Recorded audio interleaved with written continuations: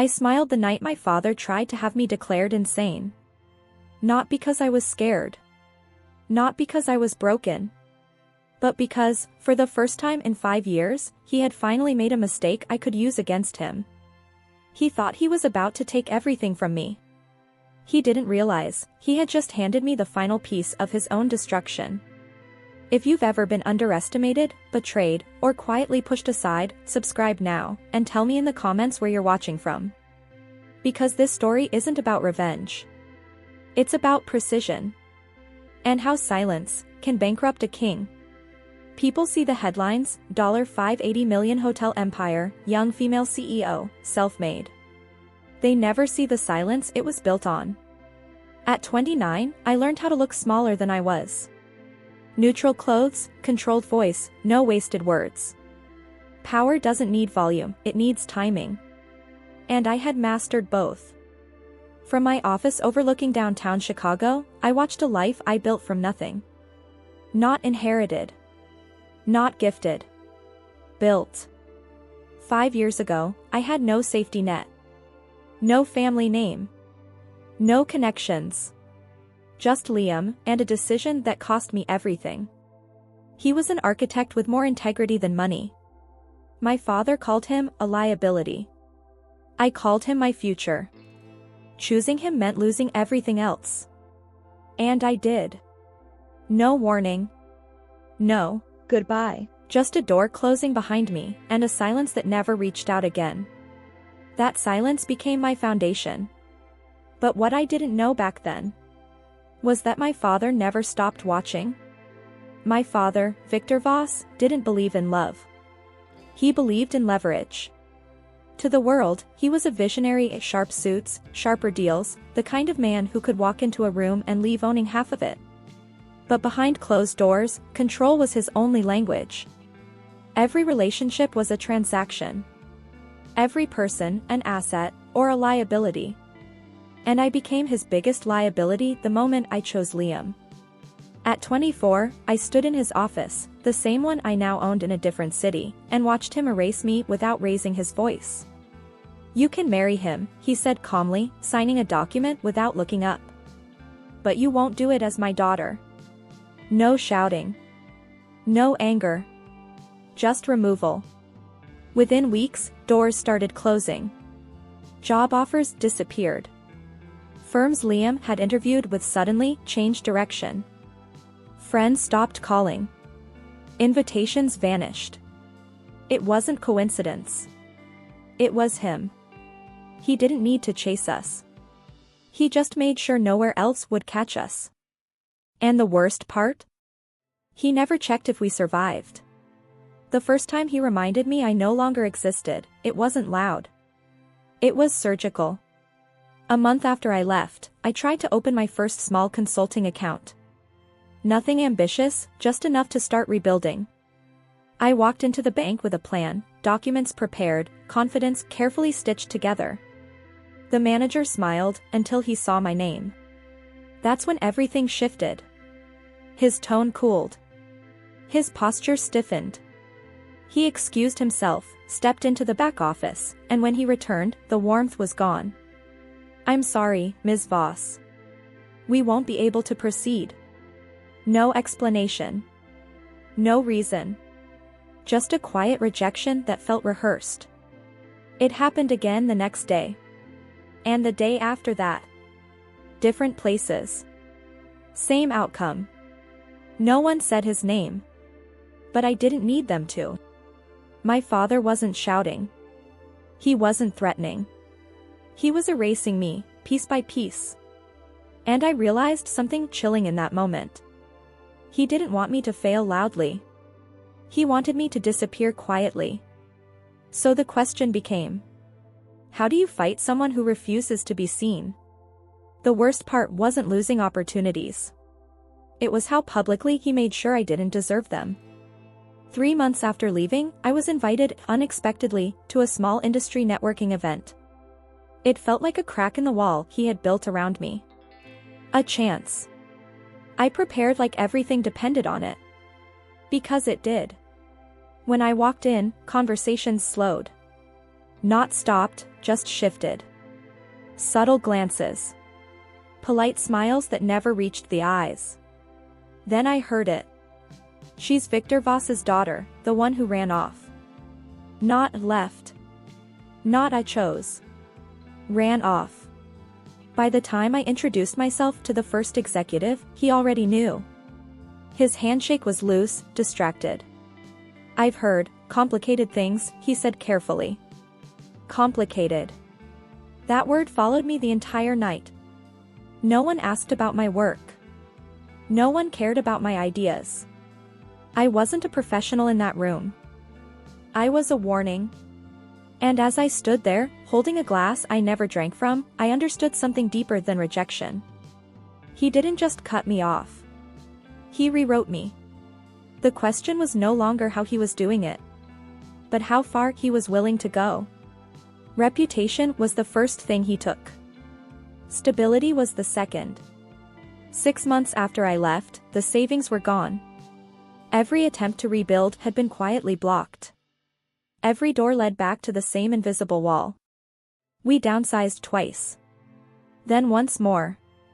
Eventually, Liam and I were living in a one-bedroom apartment with unreliable heat and a landlord who knocked too often.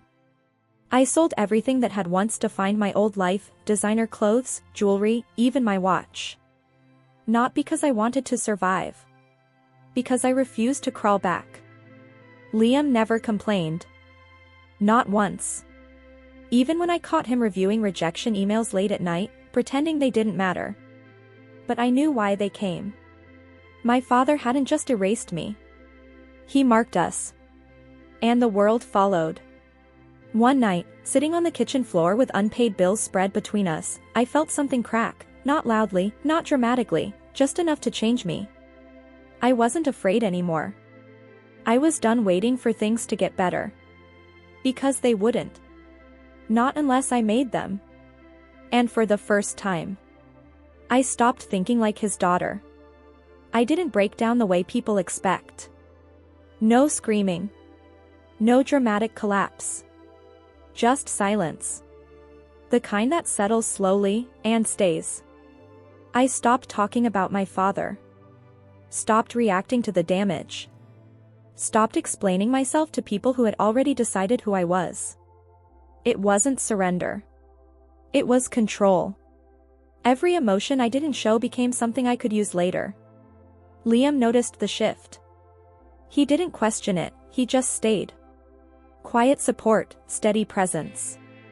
The only constant in a life that had been stripped down to survival. Days became routine. Work where I could find it. Learning where I couldn't. Observing everything. I started paying attention to patterns. Not just in business, but in people. Especially him. Because men like my father don't change. They repeat. And repetition creates openings. I wasn't rebuilding yet. I was studying. Becoming patient in a way I had never been before. Because anger reacts. But strategy waits. And I was finally ready to wait long enough. To understand exactly where he would break. The shift didn't happen in a single moment. It built quietly until one night, it became clear. Liam was asleep on the couch, laptop still open, a half-finished design glowing on the screen. Another unpaid project. Another client who loved the concept but couldn't commit. I stood there longer than I should have. Not feeling pity. Feeling clarity. This wasn't temporary. This wasn't bad luck. This was engineered. My father hadn't just removed us from his world. He had designed a system where we would never rise without his permission. And that's when it stopped being about survival. It became about position. I didn't need to fight him directly. That's what he expected. That's where he was strongest. I needed to outgrow the space he controlled. Quietly. Legally. Irreversibly. That night, I made a decision I never said out loud. I wasn't going to prove him wrong. I was going to make him irrelevant. Because power isn't taking something back. It's building something they can't touch. And I was ready to start. The only question was how long I was willing to stay invisible. My father didn't need to see me to win. He just needed me contained. And for a while, it looked like he had succeeded. From what I later learned, Victor Voss told his inner circle a simple story. His daughter had chosen instability over legacy. He said it like fact, like diagnosis. And people believed him. Because men like him don't argue. They define. Meanwhile, I stayed quiet. Not because I was defeated, but because I was watching. Every move he made echoed the same pattern: acquisition, pressure, control, elimination. He didn't adapt. He escalated. That was his weakness. Predictability. I began noticing gaps. Small ones at first. A partner he trusted who hesitated too long. A deal that required liquidity he didn't publicly have. A debt structure no one talked about openly. But I saw it. Because I wasn't looking at him as a father anymore. I was looking at him as a system. And systems fail when pressure is applied in the right place. One night, I said something to Liam I didn't fully understand yet myself. He thinks I'm surviving him. I paused. I'm actually mapping him. And for the first time, I felt like he might not be untouchable after all. I stopped thinking about my father as a person. That was the first real shift. People are emotional. Systems are predictable. And Victor Voss had always operated like a machine pretending to be a man. So I started studying him the way I studied markets. Not his public image, his structure. Every report I could access. Every corporate move. Every whispered rumor in financial circles Liam still had access to through old contacts. I didn't chase information. I filtered it. And a pattern started to appear. He was overextended. Quietly, carefully, but dangerously. Properties leveraged against newer acquisitions. Debt hidden through layers of holding companies. Pressure points disguised as growth. He wasn't as powerful as he looked. He was balancing. And balance always comes with weak points. One night, Liam asked me if I was afraid of what I might find. I told him the truth. I'm not afraid of what I find. I looked at the notes spread across the table. I'm afraid of how precise it already is. Because the more I understood him, the more I realized he hadn't just built an empire. He had built something that could collapse. If someone knew exactly where to push. I didn't attack him. I positioned myself inside the space he ignored. It started with a shell consulting identity, nothing traceable to me, nothing that would connect back to the Voss name. Liam helped me build it quietly, using contacts he never thought he'd need again. We weren't building a company. We were building access. Through it, I began engaging with distressed asset brokers, people who sold information before they sold property. That's where I first heard it spoken casually, like weather talk over coffee. Voss Group is tight on liquidity this quarter. No alarm. No urgency. Just fact. That was my opening. If he was strained, he would move faster. If he moved faster, he would make mistakes. And my father always made the same kind of mistake. He trusted his control more than his exposure. I didn't rush. I verified everything twice, sometimes 3 times.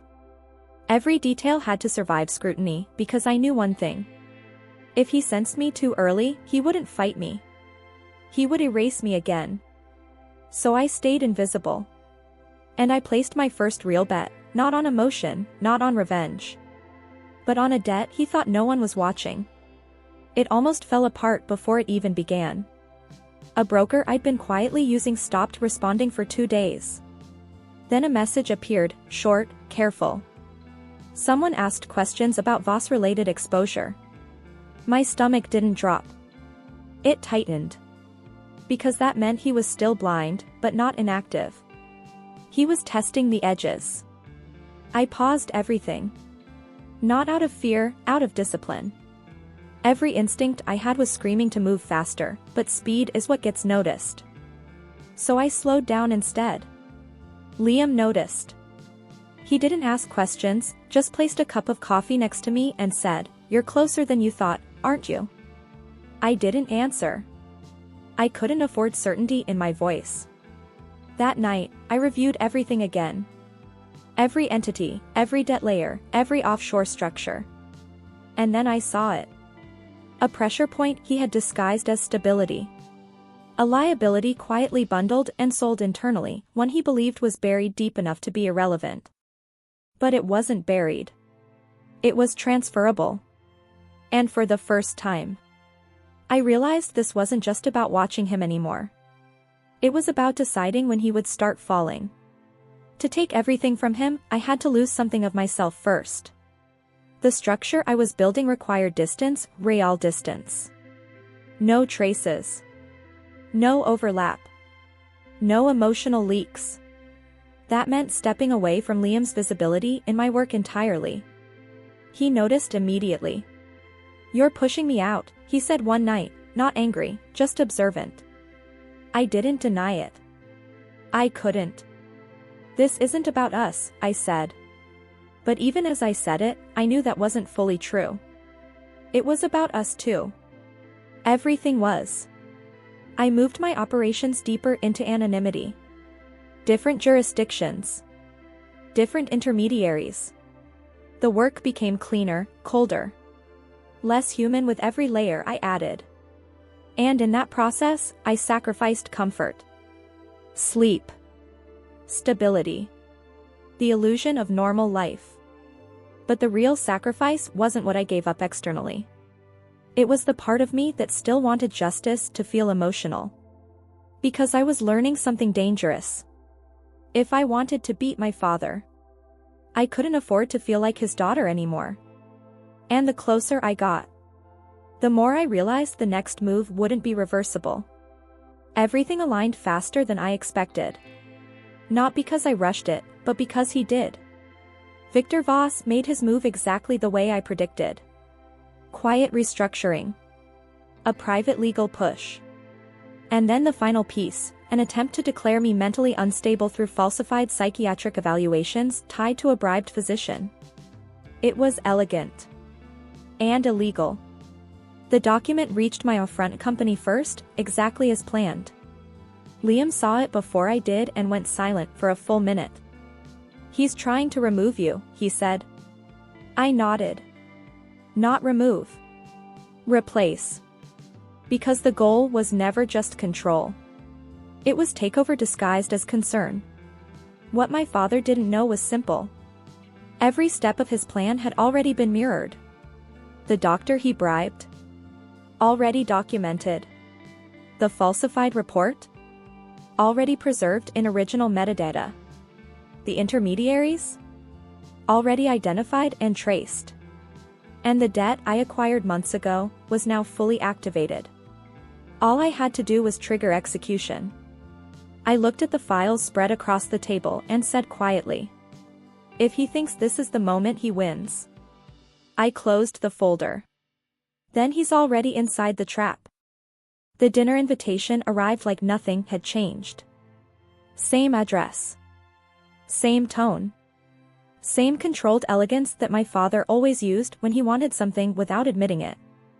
Family dinner, the message said. No mention of lawsuits. No mention of fraud. No mention of the psychiatric evaluation he had already set in motion. Just timing. He wanted me in a controlled environment. Away from my legal team. Away from noise. Where his version of reality could feel louder than mine. I arrived alone. The house looked unchanged, polished wood, soft lighting, silence curated like a weapon. My mother was already seated. Liam wasn't invited. That was intentional. My father stood when I entered, calm as ever. "Elena," he said, like I was still someone he could name into submission. "Sign the papers. End this. Or I'll have you locked away before morning." No anger. No hesitation. Just certainty. I sat down slowly. And for the first time, I didn't feel like his daughter. I felt like his creditor. I didn't come here to negotiate, I said. I placed a folder on the table. I came here to close your accounts. The room didn't understand what it was seeing. My father looked at the folder like it was meaningless paperwork. Like he could still decide what it was. That confidence lasted exactly 3 seconds. Then he opened it. Inside were the full terms of the acquisition, clean, legal, irreversible. I had purchased his $28 million debt through layered entities he never connected to me. I wasn't just holding it. I had already executed control clauses attached to it. Which meant, by default, I now had authority over his financial standing in the companies tied to that debt, including the very structure he used to justify his power. He flipped the page faster. Then froze. No, he whispered. But it was already done. The second document confirmed it. Enforcement had been triggered earlier that morning. His private restructuring attempt had been legally blocked and reversed. The bribed psychiatrist? Exposed, arrested for fraud and conspiracy. The falsified mental health claim against me was invalidated and documented as attempted coercion. My mother sat motionless, reading everything, her hands trembling, not from confusion, but recognition. She finally understood what she had stayed silent around for years. Liam had already coordinated the final verification filings. My brother, quietly embedded in my father's circle for months, had provided internal confirmations of every illegal move before it happened. My father stood up suddenly. "This is illegal," he snapped. "You can't." "I already did," I said calmly. He tried to tear the documents. It didn't matter. Every page was already registered, time-stamped, and executed across multiple jurisdictions. The room changed in real time. His phone rang. He ignored it. Then again. Then again. A message finally came through from his legal advisor. "Control has transferred. You are no longer authorized in any executive capacity." Silence. Then reality hit him fully. He had been removed from his own company. Not by scandal. By structure. He looked at me like he was finally seeing me for the first time in years. "What are you?" he asked, voice breaking at the edges. I didn't answer immediately. Because the truth wasn't emotional. It was simple. "I'm the consequence of what you built," I said. "You taught me everything except mercy." Security arrived, not mine, but the corporate board's enforcement team, already activated by the transfer of authority. They escorted him out as he resisted, shouting, demanding explanations that no longer mattered. My mother didn't stop them. That was the only answer he needed. Outside, the rain had started. Inside, everything he controlled had already ended. 30 days later, I stood in his former office. The transition was complete.